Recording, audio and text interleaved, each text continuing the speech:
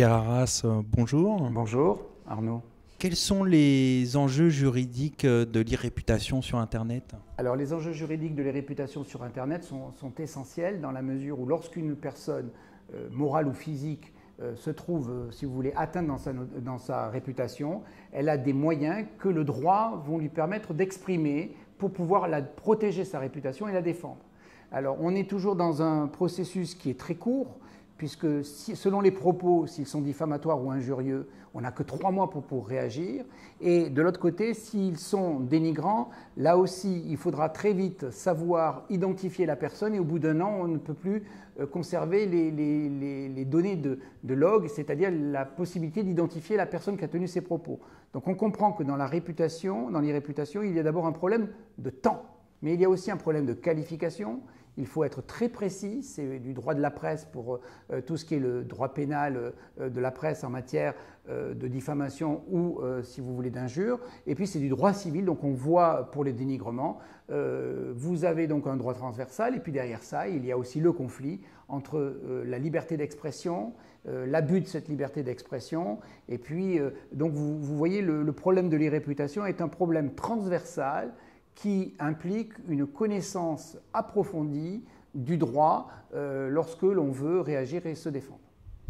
Alors, une autre question qui est importante pour les entreprises, c'est la question du big data. Alors, qu'est-ce que le big data?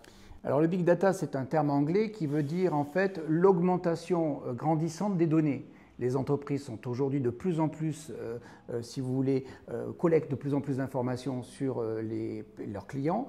Et c'est derrière ça, c'est le traitement de ces données. Donc c'était jusqu'à présent la collecte et le stockage. Derrière maintenant, le big data, c'est l'analyse de ces données. Et donc grâce à ça, on a une valeur qui émerge dans l'entreprise. Et cette valeur va être concentrée à travers un certain nombre d'outils qui vont permettre, si vous voulez, d'augmenter la satisfaction client, de permettre une meilleure rentabilité de la donnée client. Et donc on voit que l'enjeu est essentiel, c'est l'enjeu du XXIe siècle. Et au niveau juridique, alors, quels sont les enjeux? Bien, au niveau juridique, il y a plusieurs enjeux. D'abord, le premier, c'est de savoir à qui appartient la donnée. Est-ce que les données qui me concernent m'appartiennent à moi? Ou est-ce que je suis simplement, comme on pourrait le voir avec la loi informatique et liberté, je peux revendiquer un droit d'opposition, de rectification, de suppression. Donc normalement, c'est vrai que la donnée, elle est collectée par un responsable de traitement et c'est lui qui dit qu'il est titulaire de ces droits. Est-ce que ces données sont publiques ou est-ce qu'elles sont privées? S'il y a une valorisation de ces données, quels sont les droits que j'ai moi aussi de m'opposer, si vous voulez, à la circulation de ces informations? Quels sont les avantages que l'on me donne? Pendant combien de temps on va les conserver? Pendant combien de temps, à partir de quand on pourra purger ces informations? Est-ce que j'ai un droit à l'oubli?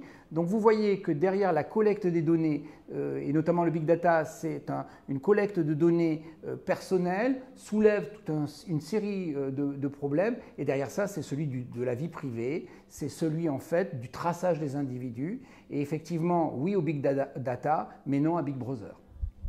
Merci d'avoir répondu à nos questions.